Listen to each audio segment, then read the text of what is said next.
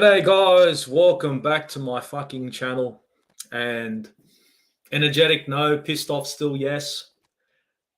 And I couldn't do this without anyone in the building because I was going to tear into the team on my own. So before I fucking get in here and start tearing into my own team, I'd like to say g'day to James. I think this is his first time on my channel from the Armory. Mate, thank you for joining me on this shit show extravaganza, which is Liverpool and Arsenal, mate. Welcome. Pleasure to be here. Thanks for having me on. As you said, I think it is my first time on here. I've known you for a while now, it seems. Good times on the Armory as well. So it's nice to be on this channel for once and just, get into the shit show of what was Liverpool versus Arsenal. Which was an absolute shit show. I'm going to get into I've got some comments in here. Thunder Road in the building. Good morning, good evening. Good morning, good evening, my man. Good morning. Arsenal forever. It's definitely 2 points dropped, especially having a 2-0 lead. If we were 2-0 down and pulled it back to 2-2, it would be a point gained.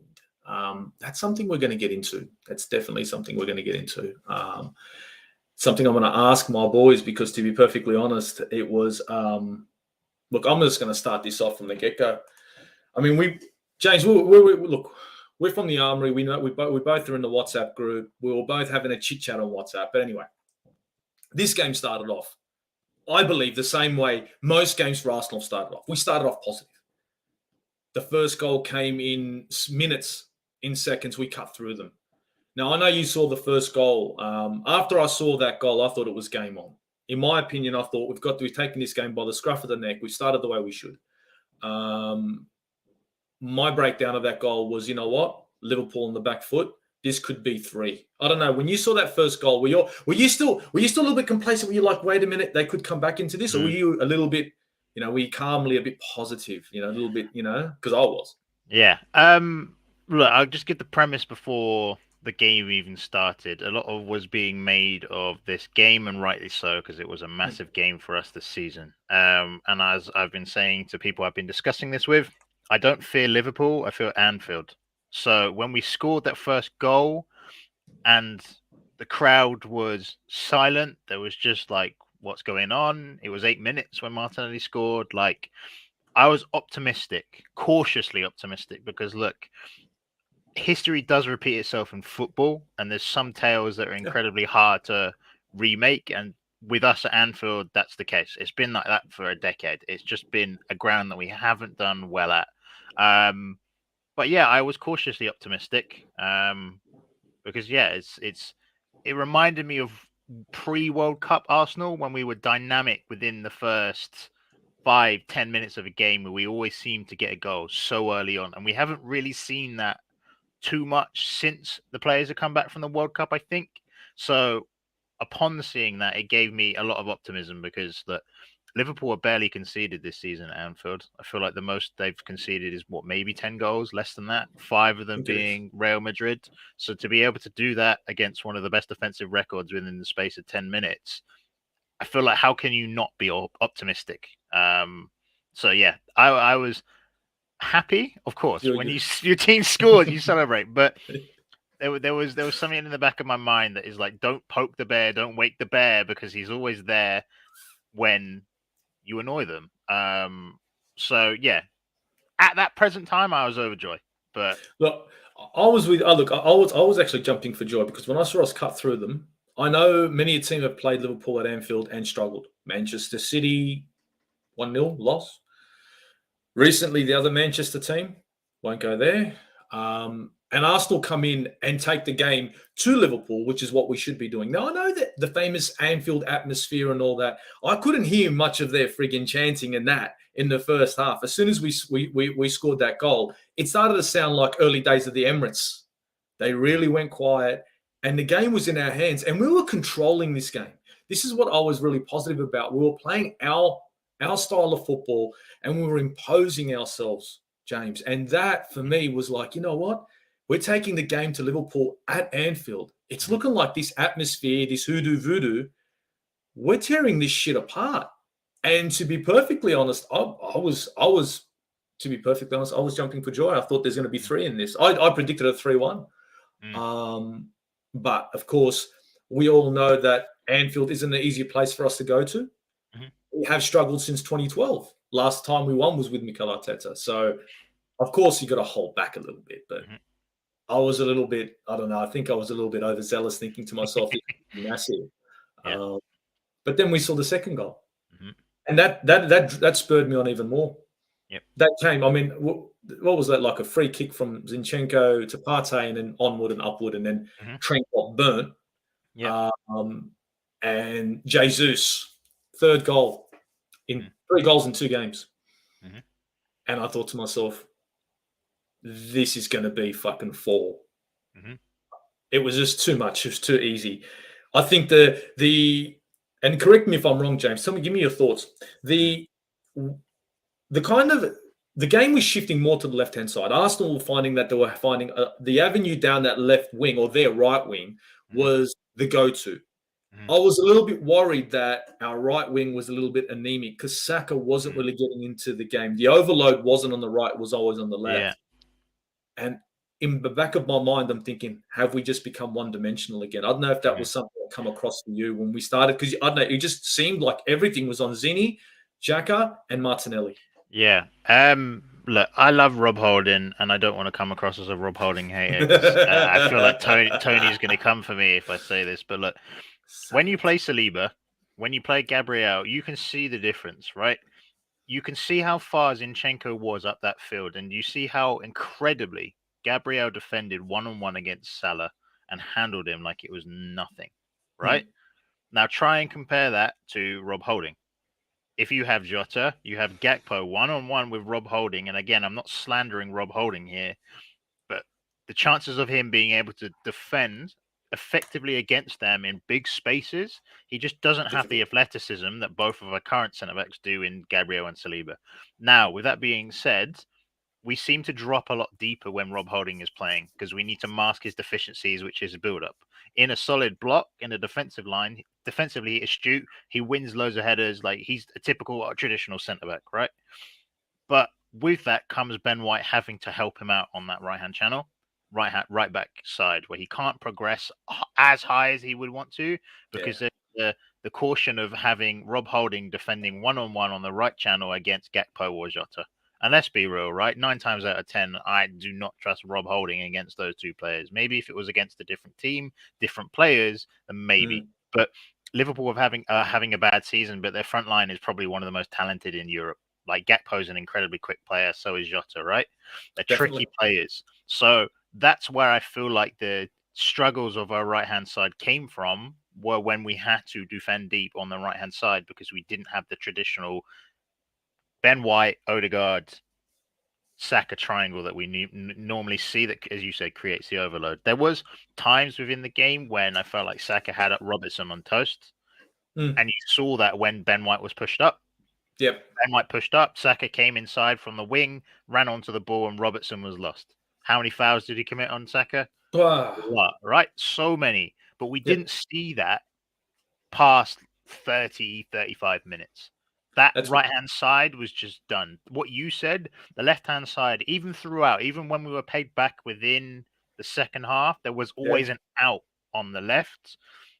And the reason why, again, I feel like there wasn't the fluidity within the right-hand side is because Ben White is having to drop a bit deeper to help Rob Holding and assist him because Liverpool know that's our weakness. And again, I'm not trying to slander Rob Holding. Just tactically, that's what happened within the match.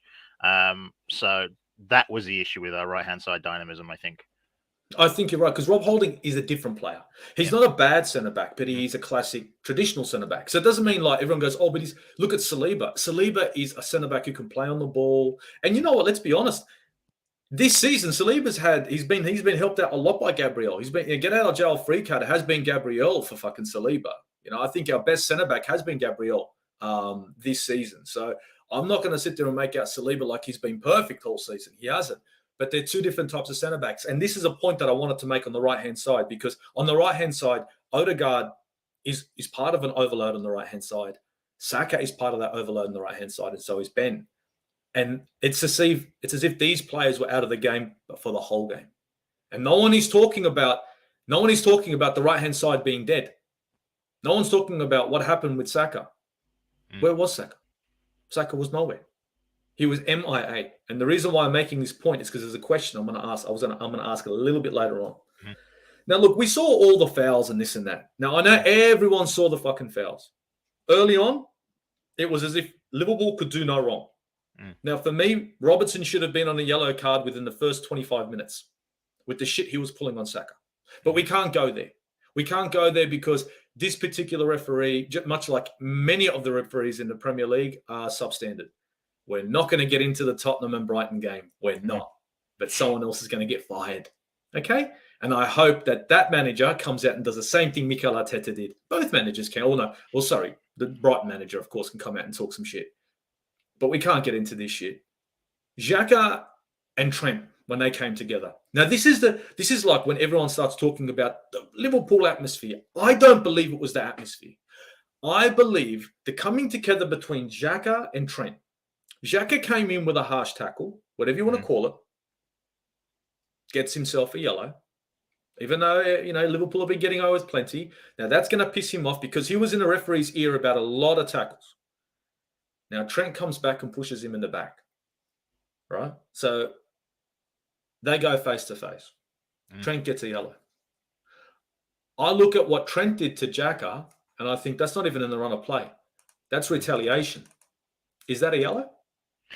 Yeah, I think, look, the whole situation regarding Trent and Xhaka is just a bit odd, right? Because before even the whole scenario with Trent and Xhaka blew up, Konate clearly fouled Xhaka on the right back wing, right? He was kicked a few times before he went down, right?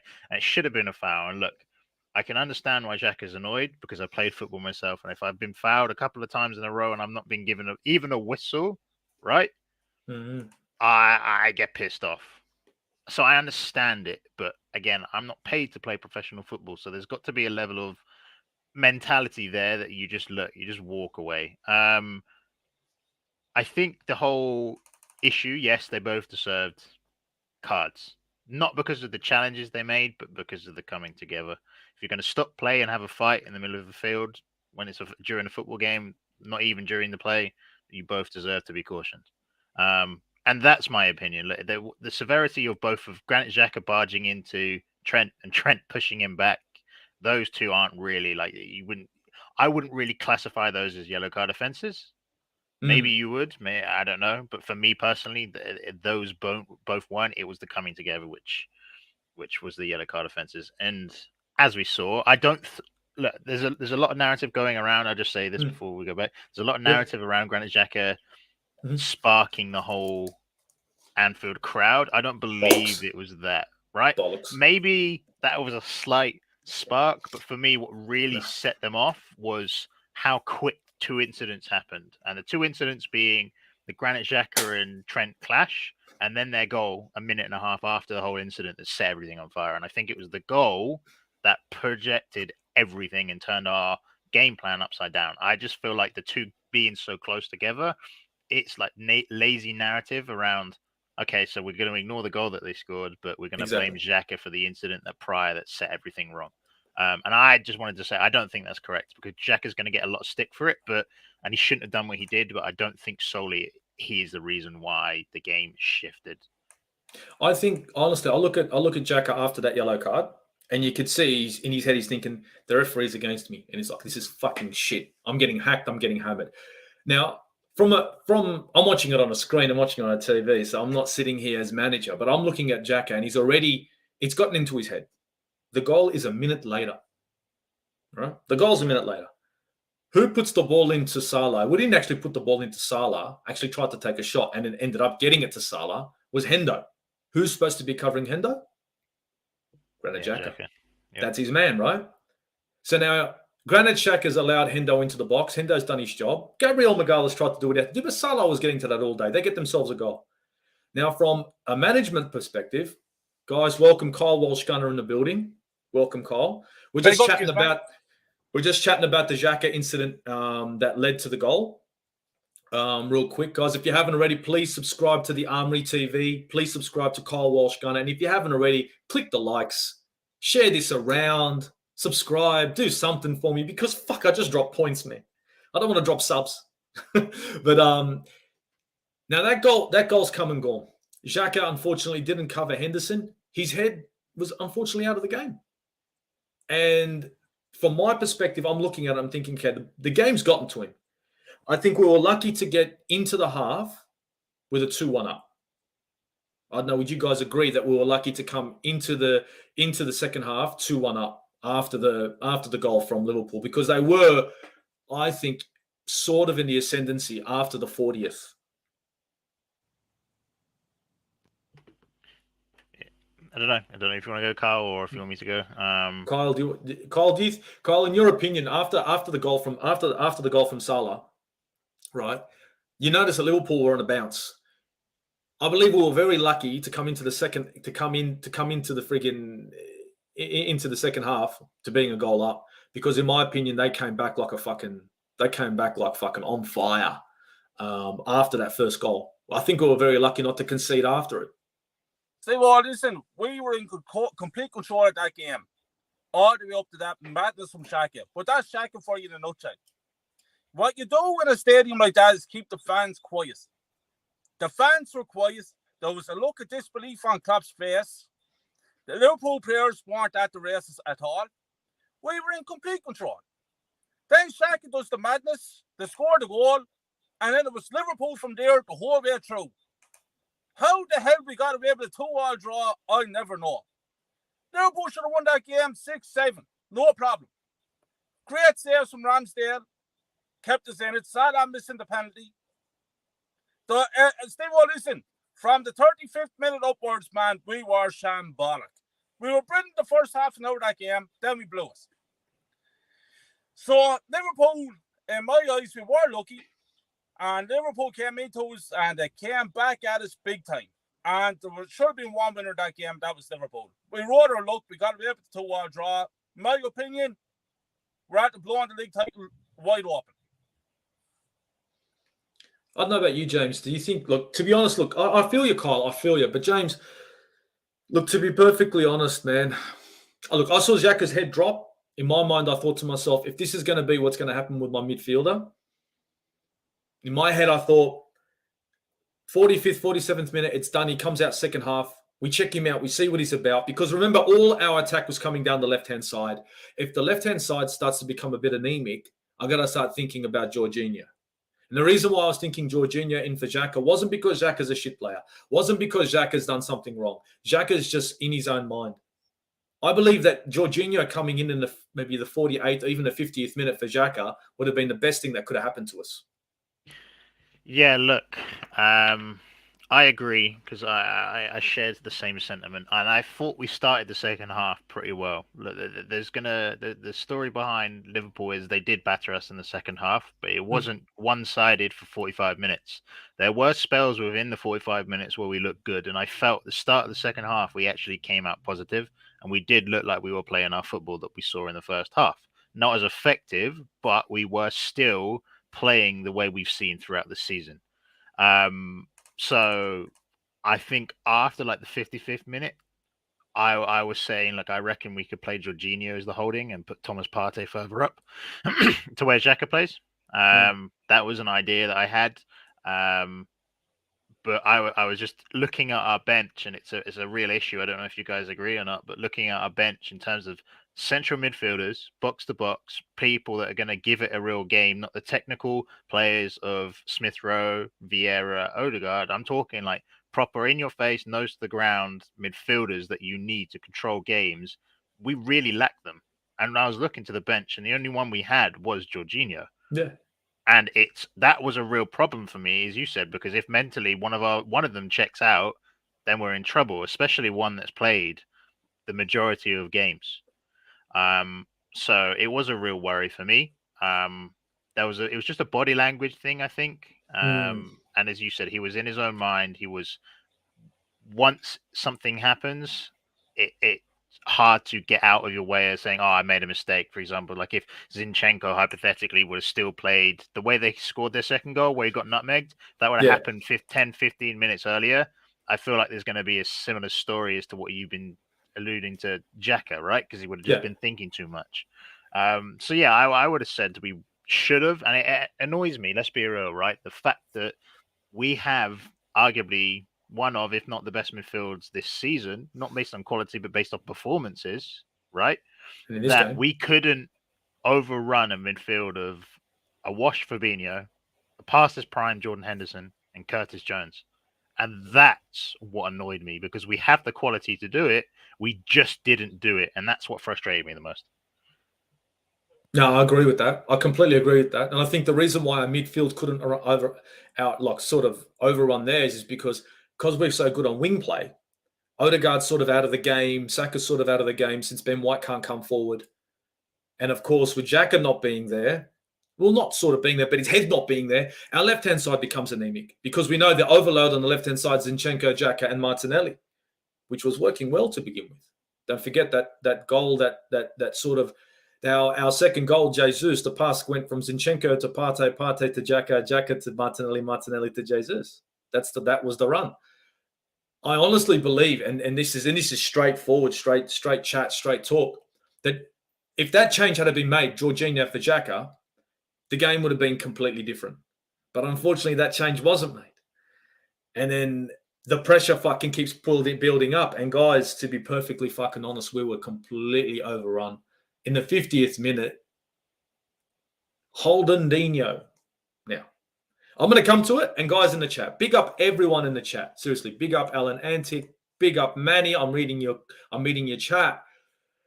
But tell me now, Holden Dino, was that a pen? Seriously, was that a pen? Because if that's a fucking pen, fuck me. In my opinion, that wasn't a pen. But Kyle, was that a fucking pen? Did Holden? Yes. You think it was a pen? In today's game, yeah. Yeah. Fuck off. Nah. Sorry, bro. Football. Fuck that. Football. If that's a pen, right? If that's a pen, and what happened with between Tottenham and Brighton isn't a pen. What the fuck? Come on, man. Yeah. There was a clear-cut penalty. Brighton had a clear-cut penalty. That was overruled, and that was contact. They've come together. They barely touch each other. That's a pen. I don't understand that. No, I can't agree with that. Steve-o, I'll tell you the truth, brother. That's the way the modern game has gone. It's an absolute joke. You're right. That penalty for Brighton against Spurs was disallowed. And that was a blatant penalty. A blatant penalty. And that penalty with Holding the other day, it's not a penalty, Steve-o, but it is a penalty in today's game. I honestly don't understand the rules. And VAR, a lot of bullshit. If you're going to do it right. If not, don't do it at all. It's the decisions. But I blame the players as well. There's too much diving around. And I've always said it, Steve-o, that if I was a referee and someone dived, none of this yellow card business. Red card, gone for 3 games. Until all this diving stopped. Because it's destroying the game. That's not a penalty. But in today's game, it is a penalty. It's a joke. But penalty or no penalty, we're too fucking then up to go to fight to win the Premier League. And we're blowing it. And it's all excuses. I'm fucking sick of it. Arteta was at fault the other day. No one else, only Arteta. Jorginho should have came on. Personally speaking, I think Jorginho is fucking useless. But I bring him on and play him instead of Shakey. Shakey's mind was gone. And it's like what you already said. You look at the subs bench, the only player we have really to come in instead of Shakey would be Jorginho. But so why not bring him on? Why is Shevchenko playing? Take him on, play fucking Tierney left back. It's the whole thing. I'm so frustrated. I'm so angry because I personally believe that, Steve, I was on your show only last week, man. And you know me. And I said it here on your channel that I'm 95% positive that we can win the league. After the other day, 0%. League is over because of bullshit that Arteta did the other day. Absolute embarrassment. Liverpool Football Club, they should have won the game. We're 2-0 up and we're fucking around. And then everybody thinks that we're going to stroll into the Etihad and get a result. Wake up, people. Wake up. Nah, fucking look. To be honest, going to the Etihad like now, I'm completely fucking put off. In my mind, we all saw what was going on with the substitutions, right? And I'm going to get into the subs. Fuck it. Now, I know everyone's on Zinchenko. Okay. I want to look, can I say, you know what, James, you made a really good point about holding, right? A really good point about holding. Can I make a good point about Xhaka? And are you guys ready for this? And I'm not slandering Xhaka. I'm not blaming Xhaka. No. Xhaka's playing well this season. His head was out of the game. Can we all agree Xhaka's head was out of the game? I think we all agree, and everyone in the chat. Okay. So for that left-hand side to be fluent and an overload to fucking actually work, we need Xhaka and Zinchenko to be on point because these two guys, they're swapping and chopping and changing, correct? Xhaka goes back into left back. Zinchenko comes into the middle of the park. Hence, there goes our fucking great fucking overload. Right. So you notice that for these two guys, for that left-hand side to perform, it relies on those two key players, the midfielder and the defender, for the left wing to open up and then Jesus to do his magical shit, whatever. On the right-hand side, it's Ben White, Odegaard, and bloody Saka. But the right-hand side was anemic. And James made a good point. What did James say? James says, Holding isn't that guy. So Ben White has to stay back and cover Holding. So that means our right-hand side was gone. So our left-hand side, right, that everyone's hammering on Zinni, go on, hammer on him. It's good because he's been shit all season. That's why we're top of the league. Okay, that's why we're top of the league because Zinchenko's been shit, right? And the goal came from the left-hand fucking side. And if you want to watch the goal back, you can find out who put the first pass in. By all means, check it out because I was watching the game. I don't forget these things, right? And unfortunately, our left-hand side become fucking troublesome. I'm not pointing a finger on Zinchenko, and I'm not going to point a finger on Xhaka. I am going to point a finger on Mikel Arteta, though. A massive finger. And my finger is, these are the substitutions I wanted. Now, you guys can hammer me for this. Everyone in the chat, fuck me up if you want. But if we're going to defend for our lives, feel me on this. The substitutions I wanted was Jorginho for fucking Shakka, but earlier. But I think the biggest mistake we made was getting Odegaard off the fucking field and bringing on Kiwior. And not because Kiwior's no good, but because we're already having trouble taking the ball through the midfield to come forward. We have to continuously go to the left. I wanted to leave Odegaard there. Okay, I wanted Tini on for Zinchenko because obviously we're not going to be running down the left anymore with Jorginho. We want to defend. So Tini's in for Zinchenko. Zinchenko gets to sit down. I want Kiwior in for Saka. The reason being is because the right-hand side's fucked anyway. What am I going to do with Bukayo Saka? He hasn't done nothing the whole fucking game. And if I was going to throw a player not under the bus, but take the player off the pitch, it would have been for me Bukayo Saka. Not because he's rubbish, but because in this game he was played out of the game. The whole 50 minutes, let's say 50 minutes, Bukayo Saka wasn't in the game. So for me, I would have rather Kiwior come in for Bukayo Saka and we shifted to a 4-4-2. That's me. Now, James, I'll throw that at you.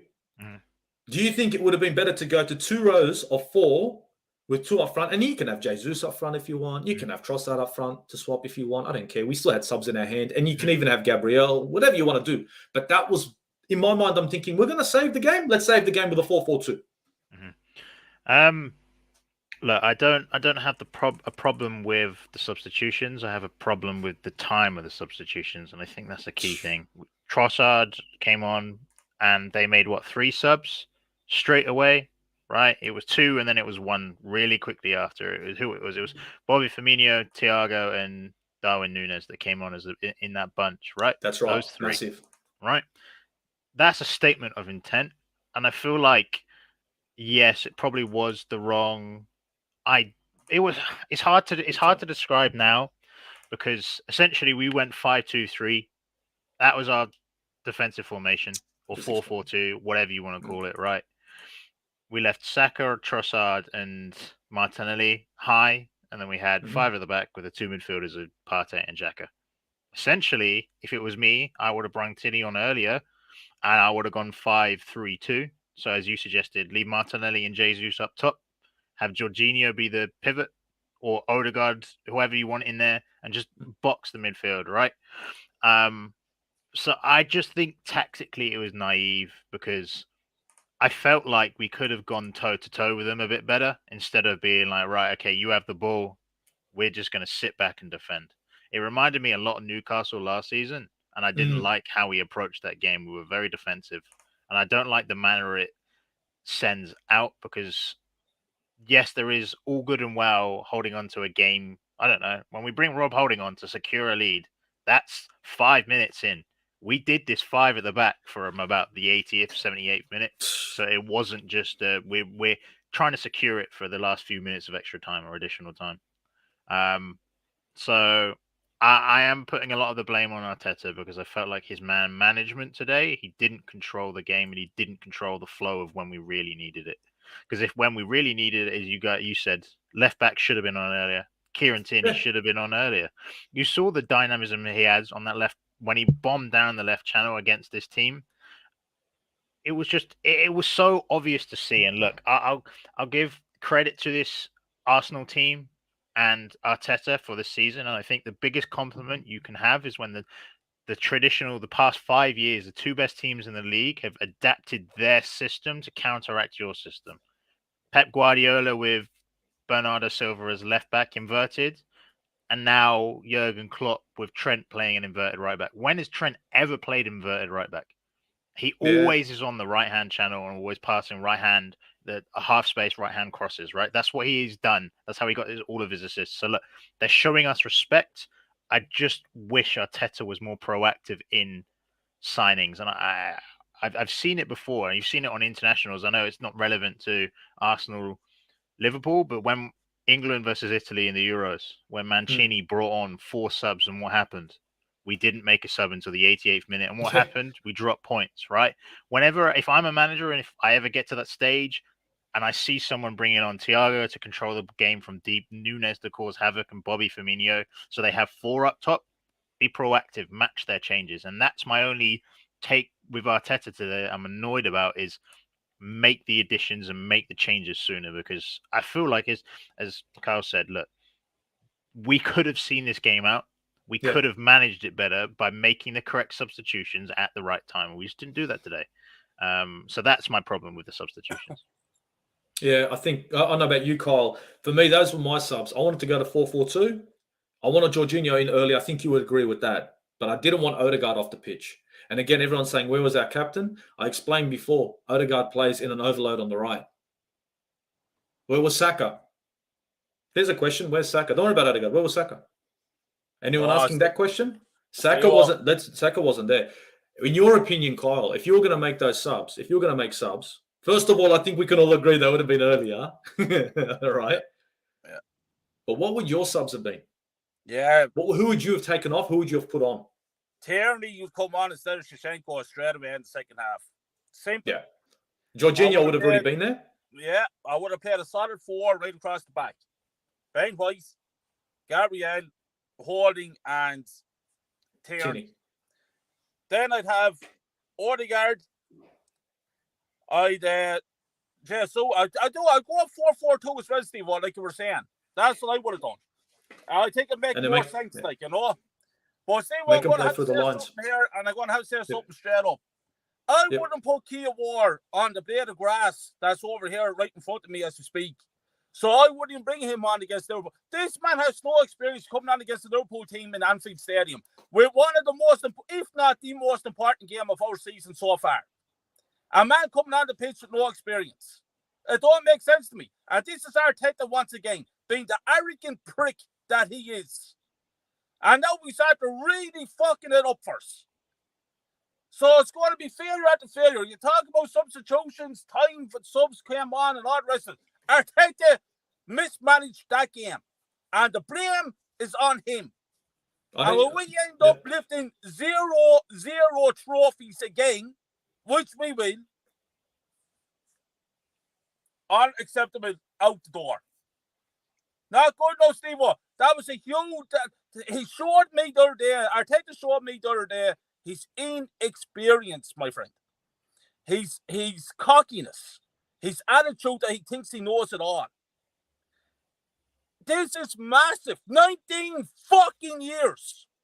And this is our number one chance in 19 years to actually succeed and win the league title. And that game the other day with his tactical bullshit and his late substitutions has fucked us. That's 2 fucking points fucking dropped in my opinion. I swear that was 2 points dropped. They were. It's the league drop, my friend.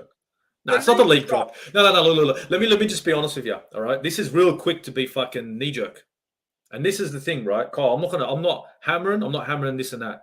But everyone who wants to be knee jerk, be knee jerk. 1 minute you'll be happy, next minute you'll be upset. That's just the way it is. And the thing is, look, let's be honest. Let's talk football. All right, that's the league done. Let's be mathematical. James, how many more games does Manchester City have to play if we add Champions League, FA Cup, and Premier League? Oh yeah. I was muted. I don't know. A lot. They've got nine prem games, I believe, and yeah. If they get through the Champions League, what is it? Quarterfinals now? Yeah, so minimum of 5 if they get to the finals plus FA Cup. What round are we in the FA Cup? Because I have no clue. I don't know what round we're in because I don't know, but I know they're in FA Cup. So if we count those games, but let me just be honest. Kyle. League's done. Okay, for everyone that the league's done, then maybe we just stop watching Arsenal. Should we stop watching? I think we should stop watching now. What do you reckon? Should we all stop watching Arsenal since the league's over? There's no point.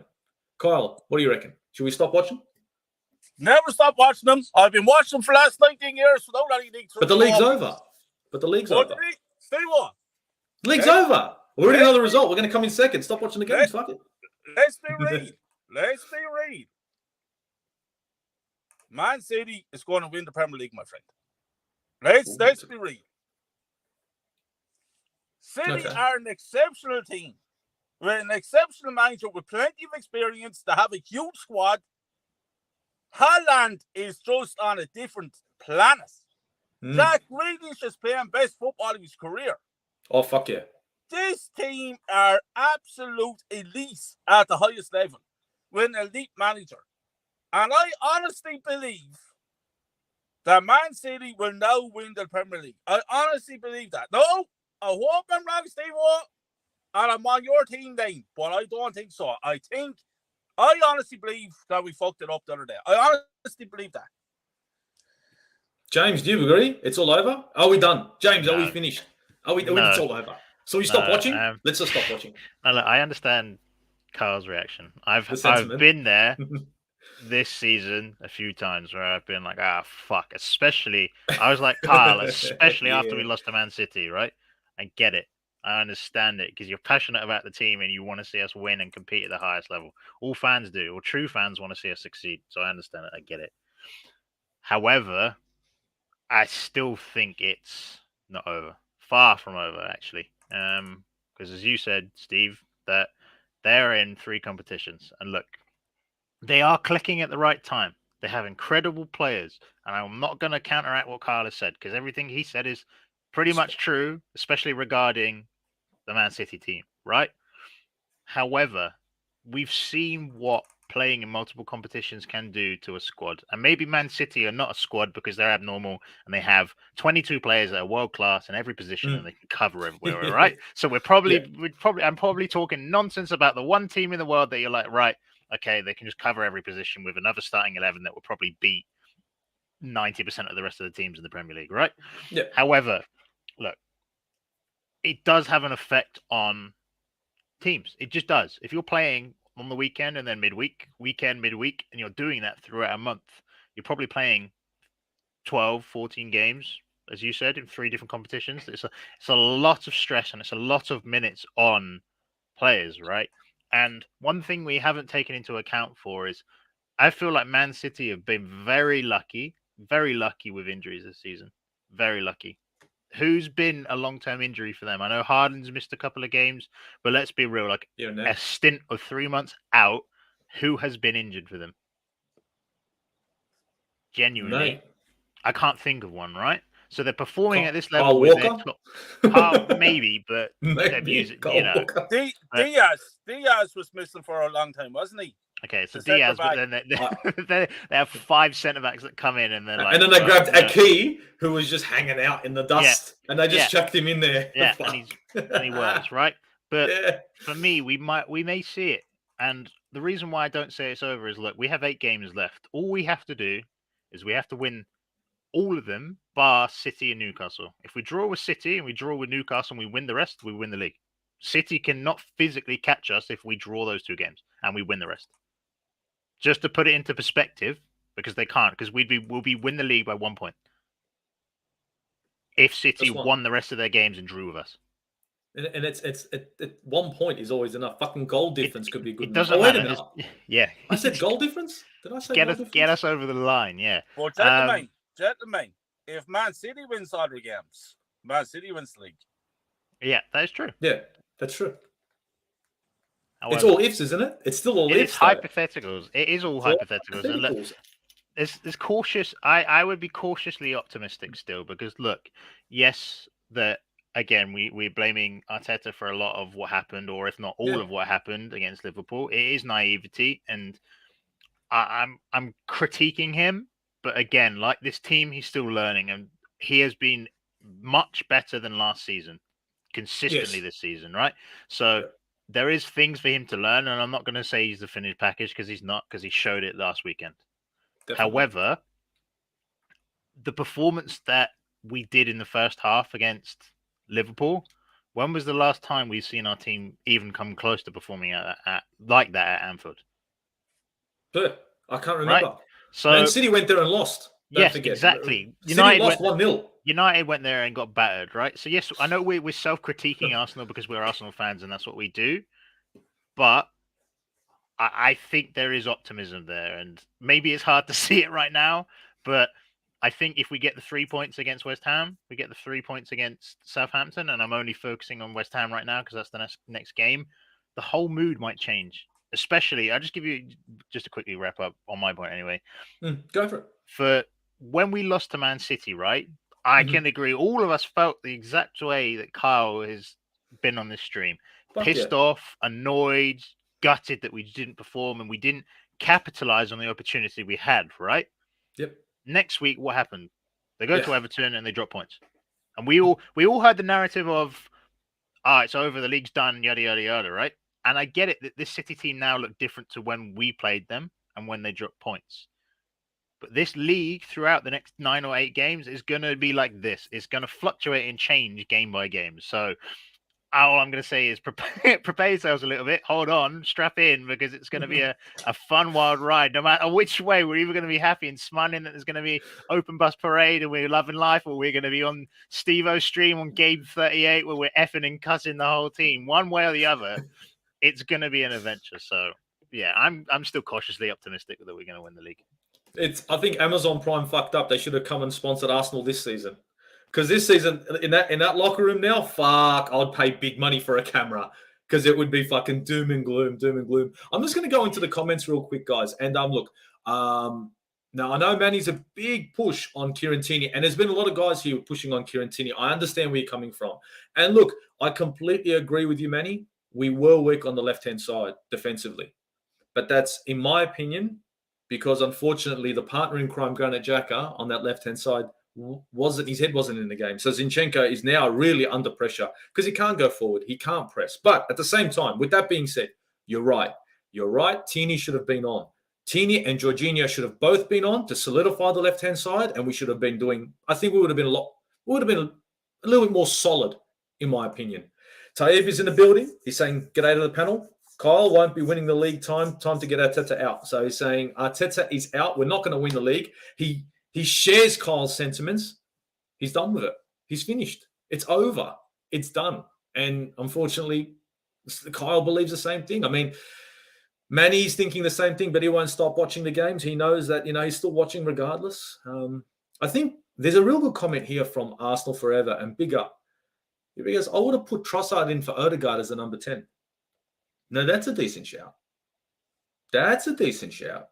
Maybe. Yeah, it's a possibility, but I would have still, in my opinion, I'm sorry, I wanted to go to two banks of 4. But what do you guys reckon? Odegaard in for number 10 for Odegaard out and Trossard in for a number 10, and maybe that could have been a good sub, actually, in my opinion. Would you guys like to have seen Trossard in as a number 10? 100%, because Odegaard to me was a waste of space the other day. Supposed to be captain, supposed to be leading by example. You were talking about that first goal there, Steve. Do you look back on that? Odegaard was chasing Jota. And he practically gave up to it running after him. Practically. stopped. He just stopped. And the other fella just went straight in, crossed the ball 2-1. That's not a fucking captain, Steve-O. Tony Adams would do. Patrick Vieira would do. And I'm naming these players because they captained winning sides. That's why they're winners. You do not stop fucking running. And you're getting 180, 200,000 pounds a week. Are you fucking kidding me? And that's not the first time I see that prick fucking disappearing in big game, big high stakes game. The same shit over him last season. We had 3 or 4 games to qualify for Champions League. And where was our captain then? Nowhere to be seen. It's unacceptable. Are you talking about the Salah goal? Yeah. He ran out of holding. Henderson put the ball into Salah. Xhaka was supposed to pick up Hendo. Yeah. Xhaka should have picked up Hendo. Yeah. But when Jonathan crossed the ball and Hendo hit it, but when Jonathan crossed it, you look at it again. Odegaard was equal beside him, outside the box, and stopped running. And the other fella ran on with nobody on him, crossed the ball, then Hendo got the foot to it, and it went down to Salah 2-1 to Liverpool. This is what we're talking about.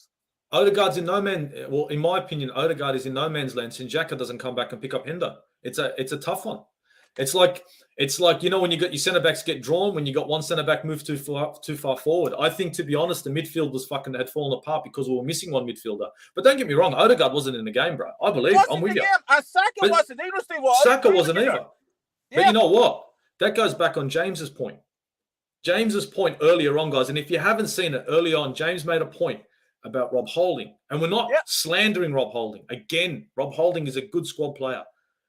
But because, unfortunately, he's not as, fluent on the ball or can't control the ball as well as Saliba, Ben White's having to sit back. And then that overload, that Ben White, Odegaard, Saka, it was gone. The right-hand side didn't exist.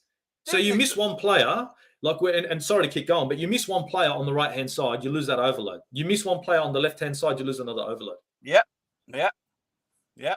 James, and unfortunately, we fell apart. James was spot on. Where was Saka? Nowhere to be fucking seen. Starboy. Yeah. It's you know hard. what I mean? And we're in Anfield Stadium. James, but no one's saying nothing about that. No one says nothing about Saka. Everyone's giving Saka a pass. No. Saka don't get no pass with me. He was fucking useless under there.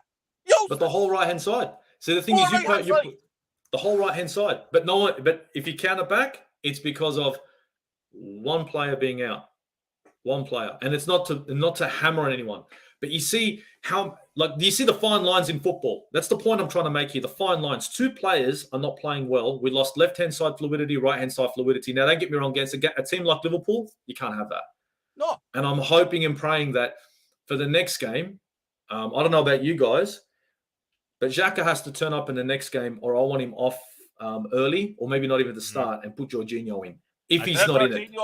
Player Jorginho, my friend. It's West Ham United. Player Jorginho. Let Shakey, give Shakey a rest. Fuck me. Why does he's like the Terminator. He's playing in every game. He's never injured. I'm fucking sick looking at him. Drop me, big fuck. No, I get it.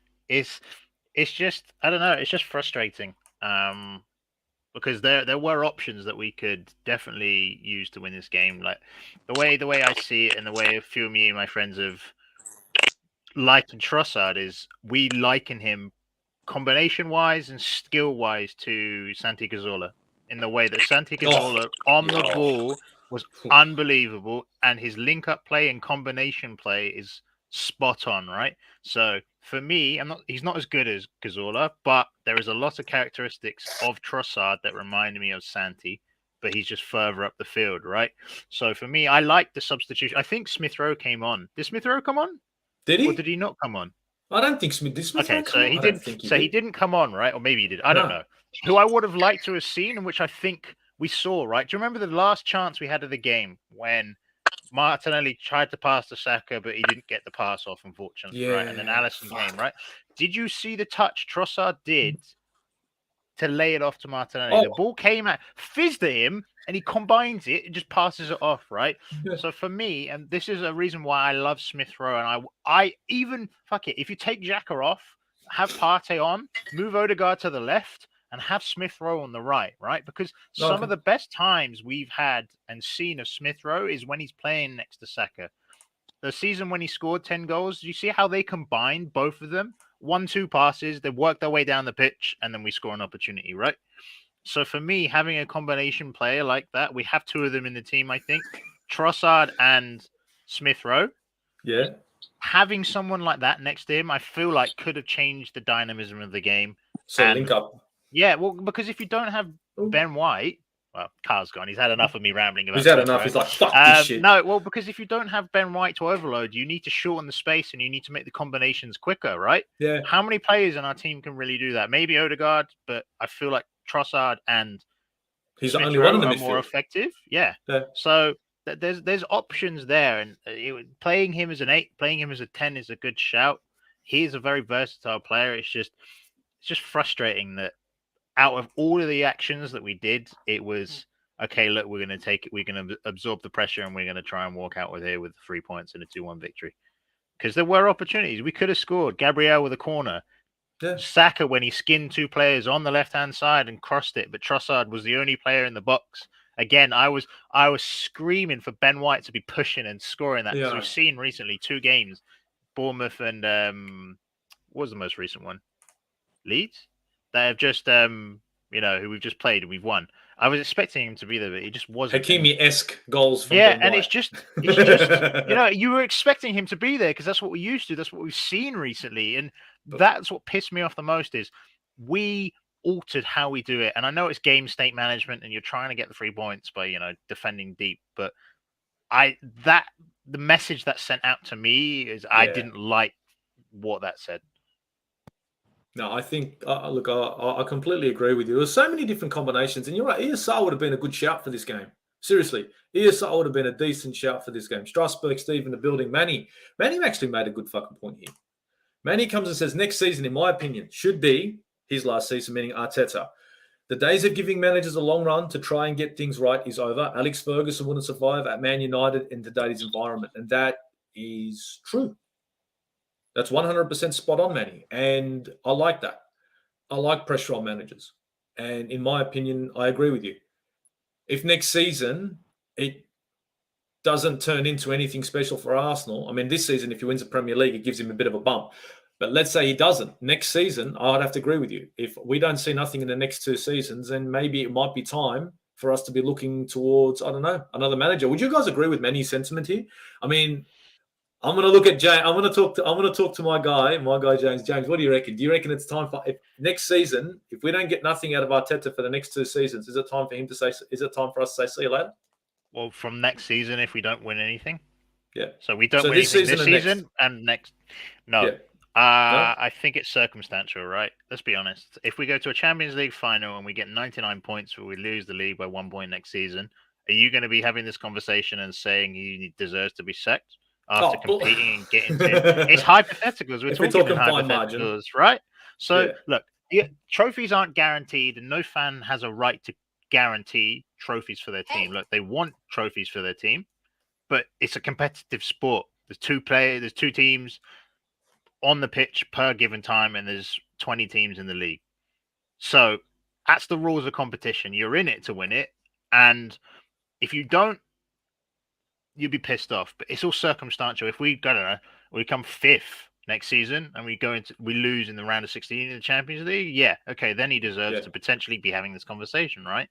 But it's just hypotheticals, and I feel like we're talking about getting rid of a manager that's the first one in, as you said, 19 years that we've actually really been competing for a title. Look, 07-08 maybe, and then 16 with Leicester. I wouldn't even put us in the competition with Leicester because they were a lot ahead of us in that time, right? When was the last time that you can remember that we were in? It is 03-04 when we won the title. Yep. Right? So you're telling me that you're going to sack the manager that's put us in a position to be competing for a title? And I'm not saying a title like is in, I don't know, Carabao Cup.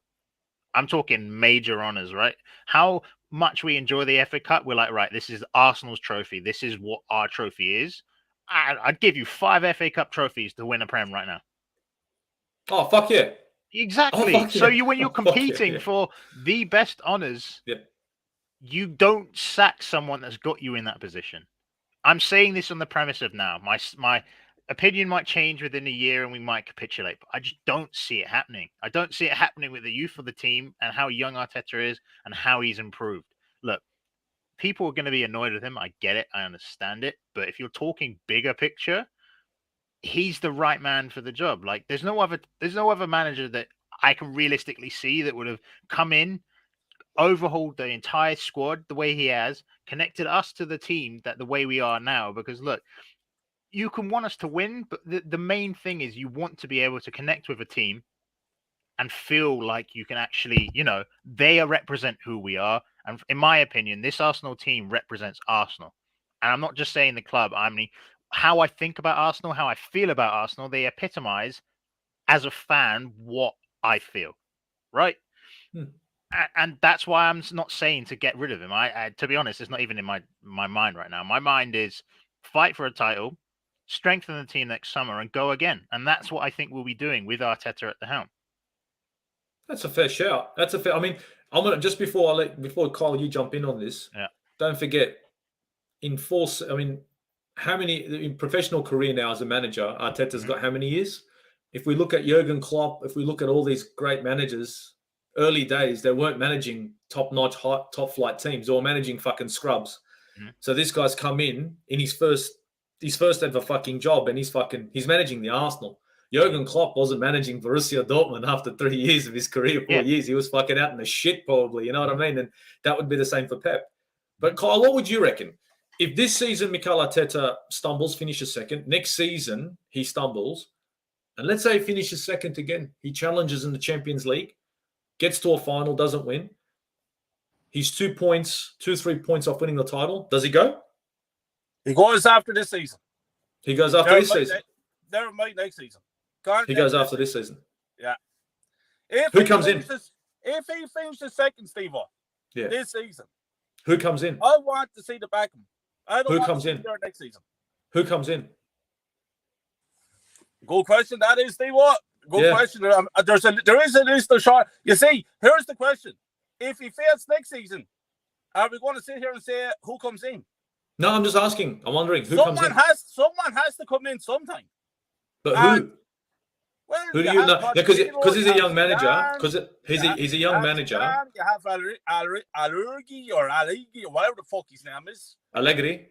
Yeah, there will be names you could mention if you sat back and really thought about it. But if he fails this season to win the league, he has to go. He's after spending serious amounts of money on players. It's his squad, it's his team. He was 8 points clear of Man City with the same games played in the middle of January. Now we're 6 points behind with them with the game in hand. You saw what he did against Liverpool the other day. Yeah. He threw away the FA Cup. He threw away the Carling Cup. Sporting Lisbon came to the Emirates Stadium and kicked us off the field. What would Real Madrid do? Barcelona and these teams. What would they do in the Champions League? He went out there, blew us in my eyes on Sunday. I was backing him, Steve.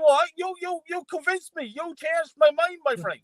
And I was jumping onto your team, and I was saying, you know what, the man has a point. And I'm still backing him. You had to say. I'm actually still backing him at the moment. Yeah. And I was backing him. But I think he blew it there on Sunday against Liverpool. It'd be 4 years of failure. And don't cut ourselves.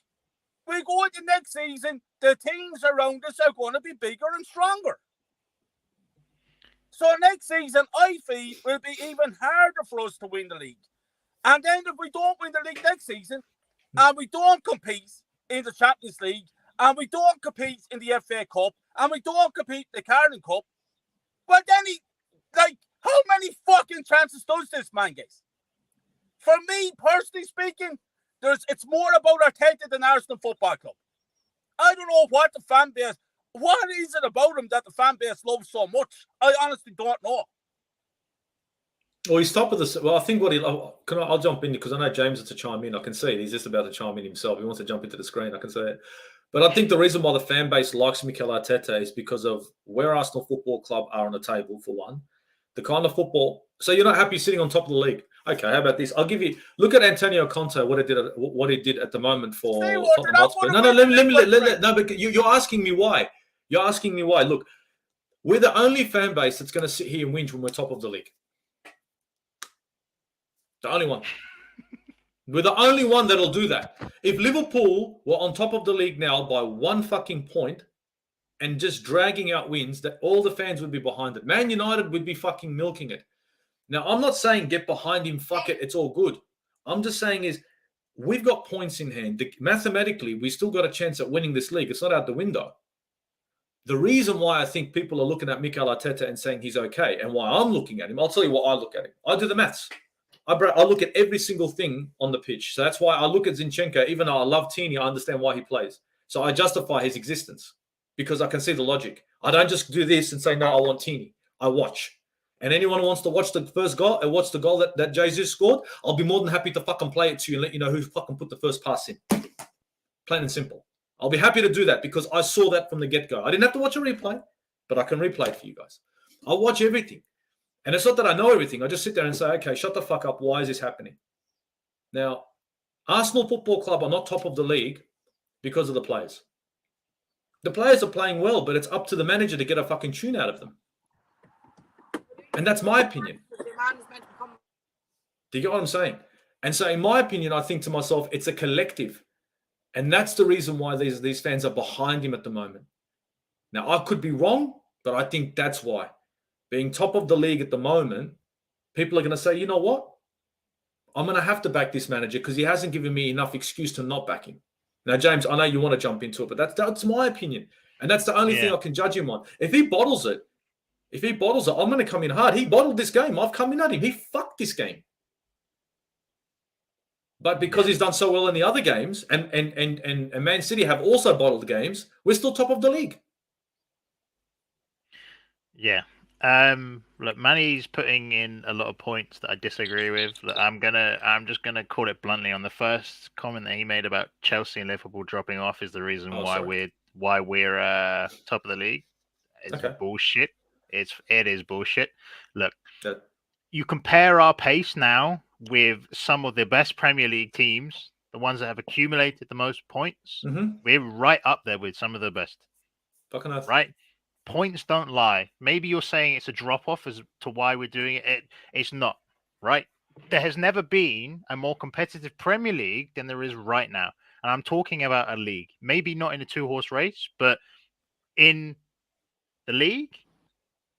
When has there been more competition within this league? When is the Premier League been more competitive from bottom to top than it is right now? Look at the bottom of the league and look where 12th place are. There's like 3 or 4 points difference, right? When was the last time that happened, if ever? Right?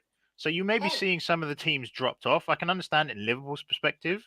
I'll be real. Chelsea were never involved within the title conversation for me. They just weren't. But James, we could say the same thing when they were winning titles and we were in the fucking shit when we weren't fucking buying players because we dropped off for years. But anyway, sorry. You could say the same thing with Liverpool. Is the reason why Liverpool won a league title because Man City was shit?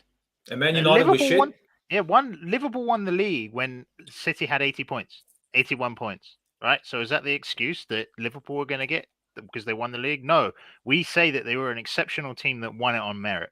If we win this league or if we come second, it's not because of what other teams have done. It's what we have done. And to go what Carl has been saying about sacking Arteta and not understanding it, I kind of understand it, but it baffles me a little bit. Like, because look, I can understand it. Where if you were saying this last season when we finished 5th, I get it. I was the same boat for when we lost to Newcastle, right? I understand it. Capitulating and losing top 4, I get it. Season before that, when we were 8th, I understand it because we were 8th fucking place. We were. The season before that, when we finished 8th, yes, I understand it. You had every right to be like, right, this man isn't fit to manage Arsenal Football Club and he isn't leading us in the right direction. However, based off of this season, based off of the style of play, and I know people are going to say style of play doesn't really matter, right? But for me as a football fan, I watch football to enjoy it. If I'm watching Tottenham, and I hate watching Tottenham, but I'm just saying this, style of play that Antonio Conte played, did you ever watch a game under that manager and be like, right, this is brilliant football? No, right? You watch football to be entertained and you watch football to win games, right? If you have both, then you're you're like ecstatic, right? We have both. And for me, there isn't a manager within his age bracket that is better than him. There's not someone out there right now that I'd be like, right, okay, I'm confident somebody else would do a better job. The only person I'm confident that would do a better job than Arteta right now that walks in is Guardiola. It's the only manager in the world that I would swap Arteta for. Outside of that, there's just not someone I would. And look, if you're looking at tactically, he's one of the elite tacticians within football. How many people do you know that are playing our style of play? How many people do you know that actually look at the game and be like, right, okay, we're competing against some of the best teams? And I know Kyle has said, and rightfully so, that we dropped out of the FA Cup, we dropped out of the Carabao Cup, and we dropped out of the Europa League, right? Everything. I understand this, and this is something I'm going to be critiquing him on next season, right? And that's the thing that I can agree with Kyle on, in the sense of if he's not competing on all four fronts with the team I believe we're going to be having, then we can have the conversation. Because look, Kyle, you mentioned the point that all of the teams around Arsenal are going to get better. How do you know we're not going to get drastically better within our squad ourselves, right? People are like concerned of, Newcastle are going to spend money. Chelsea are going to spend money. City are going to spend money. United are going to spend money. Liverpool, right? We're not allowed If you look at it, this is the first time we've been in the Champions League in 6 years. You know how much cash flow this competition provides a team. Fuck yeah. Do you see how many assets we have now within this squad that we can potentially sell? When was the last time we had a player that we could really fucking be like, all right, okay, you want him, we're gonna charge top dollar for him, right? Maybe a Wobie when we sold him to Everton for what, like 45 mil? Thanks for that, by the way.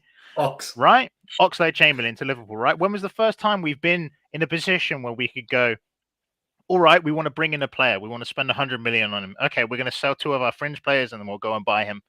Sell Balogun for 40 million, sell Tierney for 45, hypothetically, because they're fringe players right now. One's on loan, one hasn't played. You now have pretty much the budget for a £100 million player. So I understand what you're saying. I just will be judging him heavily next season across all four competitions. This season, I don't think it's the time to be like, right, okay, look, get rid of him, because I feel like it disrupts the flow of everything. And when I say that, project football creates long-term success. The only reason City are successful now in the modern game is because they established a prerequisite of, okay, how's the academy going to look, the type of players we're going to target, and then having a manager for a long period of time. We are doing the same. You've seen how much talent coming from our academy now has completely transformed in the past 3 years since Permat Xhaka did all of that work on the academy. We now have a solid recruitment plan that we're actually spending decent value of money on, and we're buying smartly. And how many of those players that we brought in have really been amiss? Tavares, maybe Lokonga. You're going to say Willian, but let's be real. How many of us thought Willian was going to be a bust when we brought him in? Bro. Not many people, right? He's done. So I think creating a project with one man at the helm generates long-term success. We can definitely have this conversation. Kyle, I'd love to have this conversation in a year's time or wherever we're at, half a year, and we could be like, oh my God, remember when we said that thing about how we were questioning Arteta and how silly we were? Or we can have the conversation and be like, right, Kyle, you were right. We probably should have gotten rid of him at the time. Yeah. I just think this season right now is too early to say it. I think next season is the point where I'm like, you're being judged now as one of the best managers in the world, and I hold you to that standard across 4 competitions. James, you said a lot there, really good points. Listen to everything you had to say.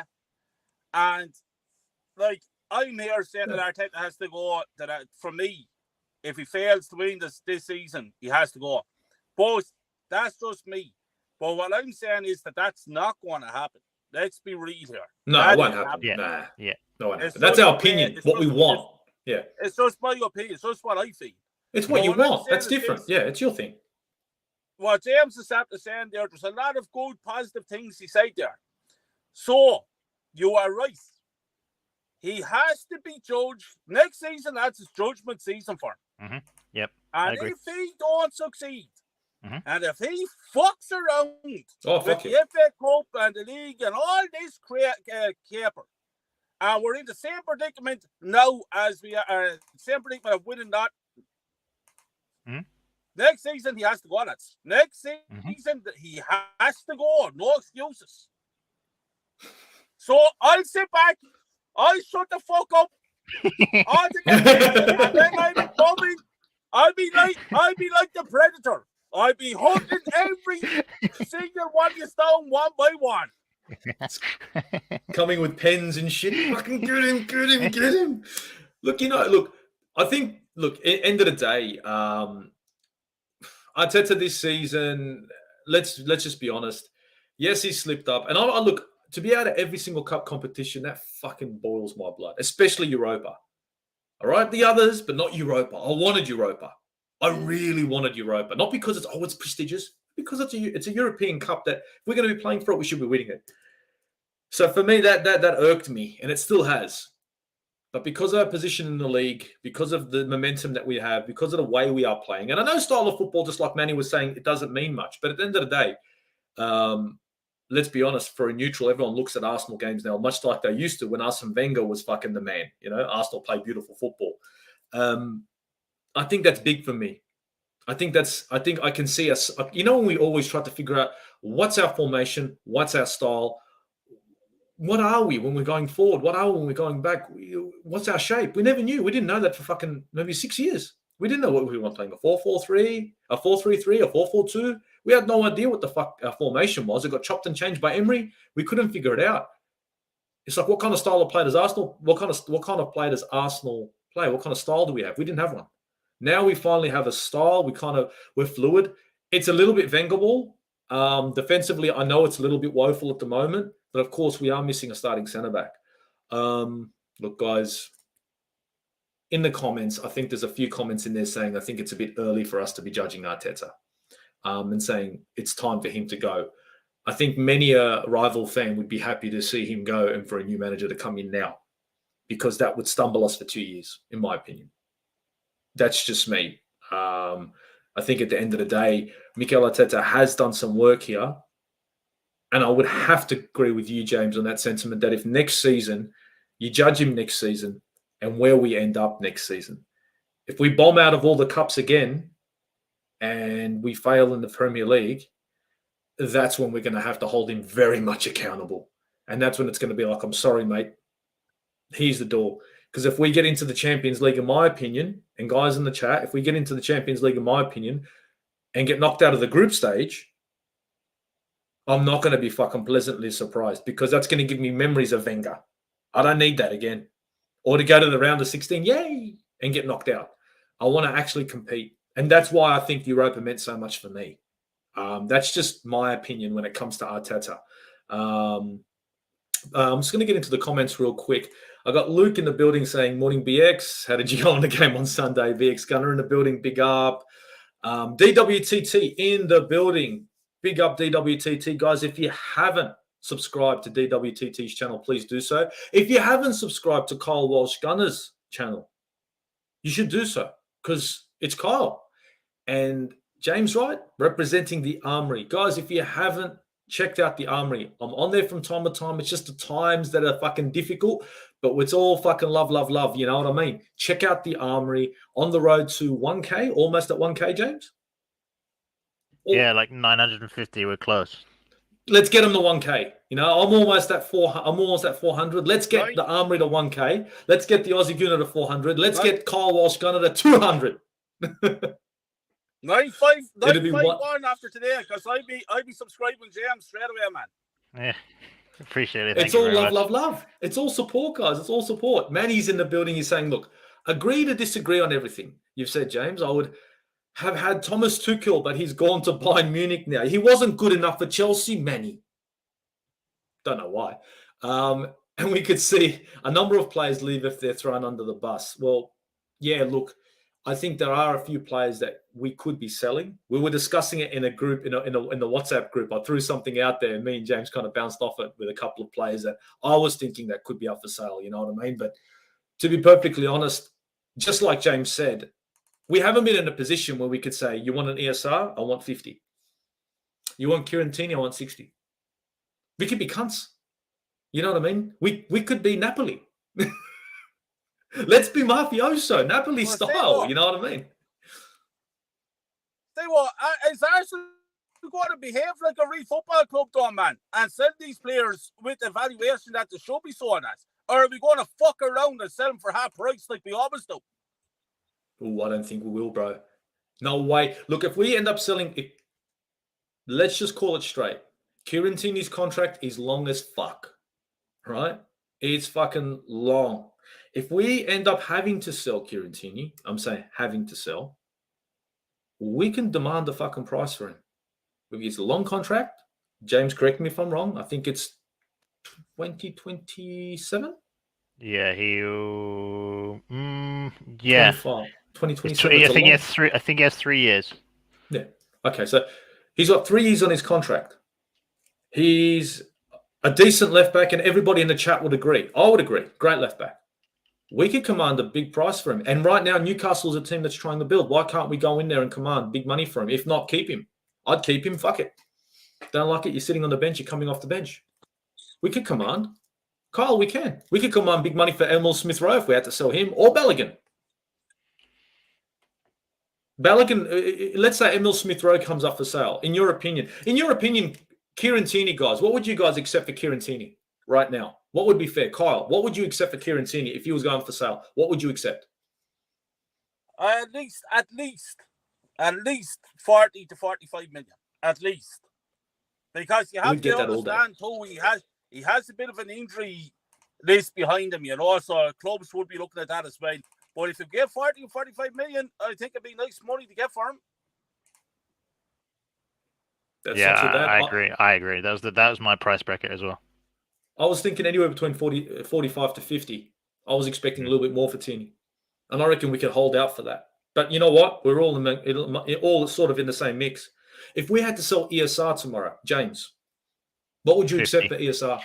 For me, again, it's personal preference. I don't know. Some people might love more players than they love other particular players, and Smith-Rowe is one player I love. So for me, it's 50 million minimum, and that's probably me being biased, and it probably isn't worth that market value right now. But talent-wise, and for how much I love the guy, that's where my head's at. So I'm saying 50 million minimum. I'd agree with that. Guys in the chat, 50 mil for ESR. Kyle, you reckon ESR is worth more than 50? You reckon 50 is fair? I'd say if I got, about 50 million, Steve, I think it's a good number for him. Yeah, 50 million. Take it all day long. Now, the number 9 is Balogun. We all know that number 9s don't fucking grow on trees anymore like they used to. He's in fucking wonderful form. If we keep him for one more season, he does well in the Premier League. I think that's a kind of player that we could fucking fetch easy 60, 65 million for if he does half decent in the Premier League. Because number 9s, find me another number 9. Teams are crying for, look, Darwin Núñez went to fucking Liverpool. He's been a bubble job in comparison to strikers previous years, right? But they're all praising him. Balogun right now, I think a season in the Premier League, bouncing off the bench here and there, if he does well, this is a player that could command a fucking pretty penny. And this is why I look at Arsenal at the moment. I think to myself, we got, just like James said, we've got players that we could sell and fucking bring in some great players. And that's, to be perfectly honest, that's in my opinion, I think, a position that Arsenal haven't been in, just like James said, for fucking years. I mean, and it's not dead wood. Like BX Gunner is saying, it took 3 years to clear dead wood and rebuild our culture and identity. Yeah. Sorry, mate? It's going to be a very interesting transfer window in the summer to see who we actually do get rid of and do bring in. You talk about dead wood. There's still a few fucking bagels at the club that needs to get rid of as well. Do you know what I mean? I like to see 4 or 5 players go on and bring in 4 or 5. We keep with this kind of squad with the addition of 1 or 2, we're going to be found short again next season. That's true. Look, we do have a little bit of deadwood, but it's nowhere near as much as it has been. Let's be honest. It's been that's straight up. No. But there's still a few lads. BX Gunner is saying it. Look at BX. This club was dead for more than a decade. What's happening now is fantastic. And I'll be honest with you, I'd have to agree with his sentiment. I really would. Well, big up to BX Gunner 81. Big up to him. But it is fantastic what's going on. We're challenging. We're second or first in the table. It's brilliant stuff. And it's better than what it has been for the last 19 years. But I want to win now. That's fantastic. That's That's being successful. Not finishing second. That's not successful. Second, don't matter. You see what? James, here's the fucking thing that's killing me. It's killing me. You have just said the season ends tomorrow. Second, right? Just for talk's sake.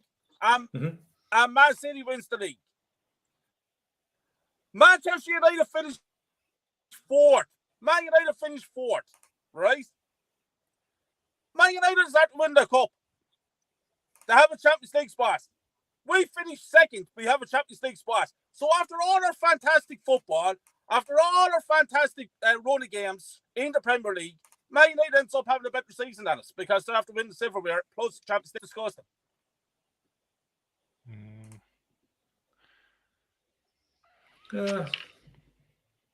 Thoughts, James? I agree from a trophies perspective. If you're looking at on silverware, then yes, they have. But I'm still, if you're looking at it from a bigger picture wise, I'm still more confident in us being more successful long term. I still understand what Kyle's saying because I mean, at the end of the day, it's like, well, if you finish second, then you didn't win anything, and they've won a trophy. So technically, on merit, they have had a better season. But I still wouldn't. If you offered me the option now of swap us finishing second with our team and us with United finishing fourth and with their team and winning a Carabao Cup, I wouldn't change positions. If that makes sense. Yeah, I wouldn't want to swap our circumstances now with United. No, because I think when it comes to the building phase, when it comes to the next stage, we're so far ahead. Do you know what I mean? It'd take us out at the knees, and we'd be at least another year or two behind where we are at the moment. I'd have to agree with that sentiment. Yeah, I do understand where Kyle's coming from. He just wants to compete and win trophies. That's exactly why I agree as well. Mate, I think we all want to win trophies in here. I want to win the big one, but I want to compete. But if it's going to come down to it, yep. Sorry, Kyle. United won't be too far away next season, mate. Telling you, that's right. They won't be. But you know what I see? You see, this is the thing. This is the argument that people have is they say all the other teams are going to fucking catch up. That's right. That's if I sit here and hit park. So you know what? I stop. I hit park. The race keeps going, and I don't race anymore. Yes, they will catch up. But do you really see Arsenal sitting down, hitting the fucking foot on the parking brake, and not making the signings and not making any sort of moves going forward? I don't see that. Remember, look, we're the idiots that just spent. Look at the money we spent on Ben White. Let's call that out. How much money we spent on Ben White? That was huge. 50 million. 50 mil. 50 mil. Now, let's be honest, 50 mil on Ben White. Now, I know it's not, but he's not great. Yeah, I know, but we spent it. It's not about he's not great. We spent it. So if we're going around and we're spending money on Thomas Partey, Ben White, even the big money that we spent on Aaron Ramsdale for a number 2 keeper that ended up becoming number 1 and fucking saved us in this game. I don't see why next season we're going to go into the transfer window not spending at least 200 mil because Arsenal can afford to spend 200 mil every transfer window. That's without any money from that's no Champions League money. No Champions League money. And Steve, what? Next season, Steve, what for the summer transfer window, lads? I'd just like to ask you a question there to two of you. The transfer window, I think that we have to really concentrate. We have to really concentrate on the midfield. Partey is 30, 31 years of age now. Shakey is 31. Jorginho is 32, 33 or something like that. So we have to really concentrate and buy in. And I don't mean average player. I'm talking top-class players, especially when we're competing for Champions League football. So right there is the problem already. You have to spend hundreds of millions on 3 top players in midfield, as far as I'm concerned. Yeah, Partey, you get another year old Partey, but he's getting on, lads. Shakey, I don't want to see him at the club next season. And he will be. But I don't want to see him there. Bendy, not good enough. Lacongo, they have him out on loan, not good enough either. So we have to straighten up in midfield big time.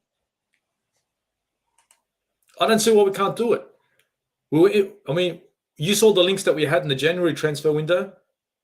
James, you know what I'm talking about? Coulda, woulda, shoulda. Yeah. It just and we went in there with the cash. Unfortunately, it was hardball settings. Now that the links with Declan Rice, I don't see why we won't strengthen. And I do believe the midfield is going to be a position that we will be strengthening. I completely agree with your sentiment because up front we're heavy. Defensively, we're not too bad. I still wouldn't mind, and this is going to go out there, I still wouldn't mind another centre-back or a right-back. Because in my mind, my real fucking qualm right now is I like Takahiro Tomiyasu when he's on the pitch and when he's playing well. I don't like the fact that he keeps getting injured. And now I don't have anyone for Ben. Now, don't get me wrong, Ben's been good. He hasn't been getting injured. But what happens when he does? Takahiro is already getting fucking injured just sitting on the bench. So I think that we're going to have to go in for at least another right back as well. In my opinion, a backup to Ben White or just good enough. Guys, look, to be perfectly honest, I think I'm gonna try and wrap up the stream here. I think all of us can agree that we're all a bit dejected. We've dropped points against Liverpool, but I don't believe it's over. That's just my sentiment. Kyle saying it's done, it's dusted, it's finished. Stop watching Arsenal. No, I'm joking. I'm just joking. I don't know about you, James. I think James was my sentiment. Would you agree? We still got plenty to play for. Yep, definitely. Kyle, what were you going to say? Sorry, mate. I think we're losing Kyle a bit. Yeah, I'm optimistic. I'm fair play to you. And I hope that I'll be the same as you guys. But as far as I'm concerned, as far as I feel, it's over. Okay, so Kyle's saying it's over, guys. Forget about it. You're going to finish second. The dream has turned into a nightmare. Second place, that's it. Look, I'm sitting here and saying mathematically there's still possibility. I still think to myself that Arsenal have always got a chance in this up until the very end. And that's where I'm going with it. That's what I'm saying. I swear to God, that's where I'm going with it. And to be honest, guys, look, everyone in the chat, big up yourselves. If you guys haven't, please check out the links in the description for Kyle Walsh Gunner and the Armory. The links are in the description below. I also had a banner there as well. If you guys could, please support the Armory. If you guys could, smash a like on this, share this content because we had a great time. I think we just lost Kyle, unfortunately. James, look, can you let the guys know where they can find you, your socials if you like, or is it just straight Armory? Yeah, just the Armory for now. That's where you'll find me occasionally spilling waffle now and again. So if you enjoy football talk that's kind of shit, then I'm only kidding. Just check out the Armory TV. That's where we have a good few shows coming up. Reviewing the Liverpool game, previewing the West Ham game, and just a few fun tidbits before the season finishes. So yeah, big up. We appreciate the support. As Gunnar has said, Ozzy, that we're close to 1K. We've almost hit it. So if you can please support the channel, we'd be greatly appreciated. And yeah, big up the chat as well. It's been fun and a pleasure being on the channel, Steve. I appreciate it. James, I really appreciate you joining me today. And I mean, Kyle Walsh Gunner unfortunately had to step out, obviously still at work. So guys, big up Kyle, big up everyone in the chat. Look, if you guys could, please, my channel's on the road to 400, almost there. If you guys could smash the subscribe, hit the notification bell so that way you guys will know every time I'm uploading content.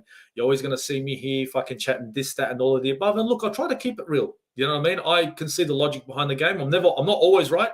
But I'm always happy to have a discussion about any points of football when it comes to us or any team. So, look, guys, thank you very much for joining us tonight. It's tonight here, in the morning in the UK. Yep. Big up the chat. Big up the Armory. Big up to my co-host, James, and Kyle Walsh Gunner from the Aussie Gooner. From everyone out here in Australia, from James, from Kyle, it's Uru, guys. See you later. It's Uru.